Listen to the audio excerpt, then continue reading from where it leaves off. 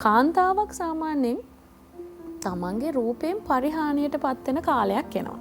ඒක කොයි කාලෙද කියලා කියන්න හරි අමාරුයි. සමහරක් අයට අවුරුදු 25 වුණත් සමහර වෙලාවට අවුරුදු 40ක පෙනුමක් තියෙනවා. 40 කෙනා සමහර වෙලාවට අවුරුදු 30 පෙනුමට ඉන්නවා. මේකට එහෙම හේතුවක් තියෙනවද?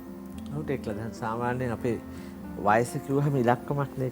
ඒ කියන්නේ උපන්දිනෙත් එක ගත්තාම අපිට වයසක් තියෙනවා. ඊට අමතරව අපේ බොඩි එකේ තියෙනවා බයොලොජිකල් ඒජ් එකක් කියලා. ඒ කියන්නේ අපේ ඇඟ කොච්චර තරුණද කියලා දැන් ටෙක්ලා දැකලා සමහර අය ඉන්නවා. දැන් ඔය අපි ඔය ජෙනිෆර් ලෝපස් වගේ ඒ කියන්නේ බටහිර නිලිය හැම ඉන්නවා. මේ තාම මිනික අපිට හිතා ගන්න බෑ ඒ වයස කීයද කියලා.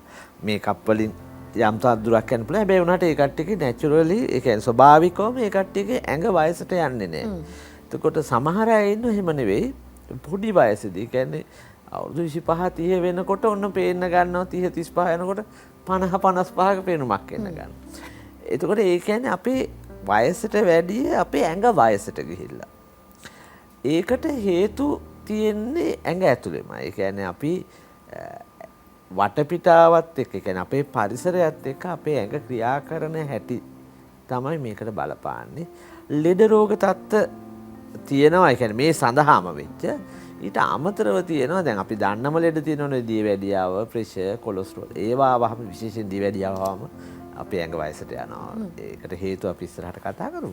එතකොට ඒ අර ඔයා කිව්ව කතාව තමයි අර සමහර අය ඉන්නවා ඒ කියන්නේ දැක්කහම වයසට වැඩි වයස පේනවා කියලා.